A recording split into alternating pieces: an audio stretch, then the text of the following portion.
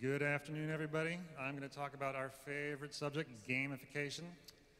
In full disclosure, I hate the word gamification. It doesn't really mean anything to anybody anymore. It's been stretched in lots of different ways. What I'm really talking about is games, and actually how do we build games that can be used for research purposes.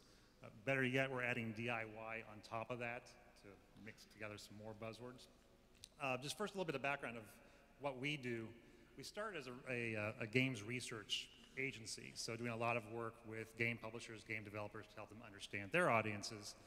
And what you find when you're living in that intersection between two different worlds is it's not just how do I get the peanut butter into my chocolate, but how does the chocolate get over into the peanut butter. So we started thinking more about how would games company build product that would be applicable in a research context. So I'm going to talk mostly just about the games research side of things, obviously. We have the same challenges in games research that you have in any other vertical. User engagement in the survey process is in steady decline.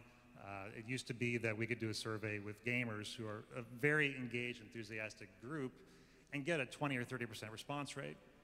It can be 5% now. And so we have that same set of distraction and overwhelmingness of survey inventory that is interfering. Mobile devices are a big part of that as well. So when the survey experience is not adapted for the gamers on mobile devices, I'm totally messing that up. What you find is that the cost and the time to develop a game for any purpose, but particularly for a research purpose, it's very expensive. You know, if I was going to go and build a large-scale game for a research company, for example, it's actually going to be much more profitable for me to try to go and turn and sell that game to consumers than to try to sell it into the research world. And integrating the data from that game is also quite challenging. So it's not just a matter of how do we collect data that's useful from a game experience, but how do we merge that in with other data that may be collected from other surveys and whatnot. And so what we're talking about is not how do you build this. You know, this is a $100 million development budget, 2-year schedule. We're not building this for research games. We're looking more at something like this level of integrity. But this is still quite useful. So when you're looking at what kind of games can you build that could be scalable for a research context, you need several things. And where is the text on my slides? That's interesting.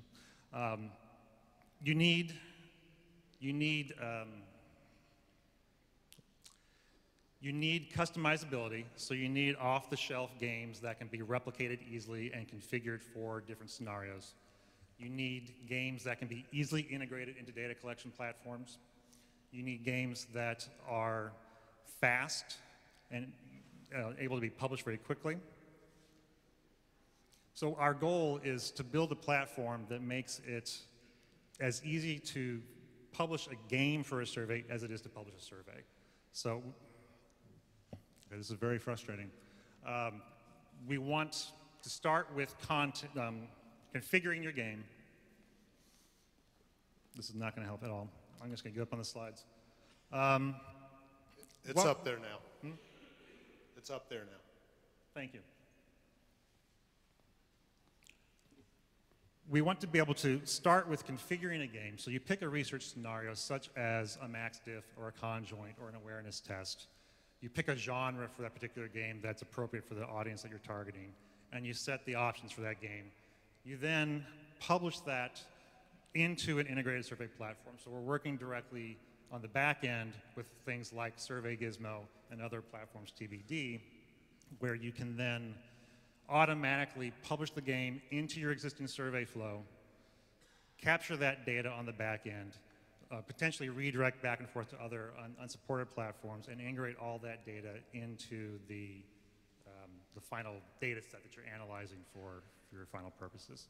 So these are a couple examples of things that we've been piloting already. A max diff card game is one example. Anything where you're looking at a choice engine is a really good template to replace. On the right, we have an example of a word search game that is a very good substitute for things like awareness testing, both aided and unaided.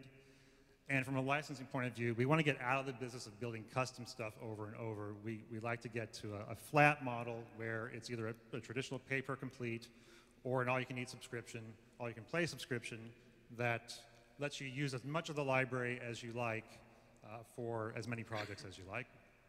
Jason, we'll give you an extra 20 seconds due to technical issues if you need it. It's fine. It's probably easier to take questions at this point. Okay.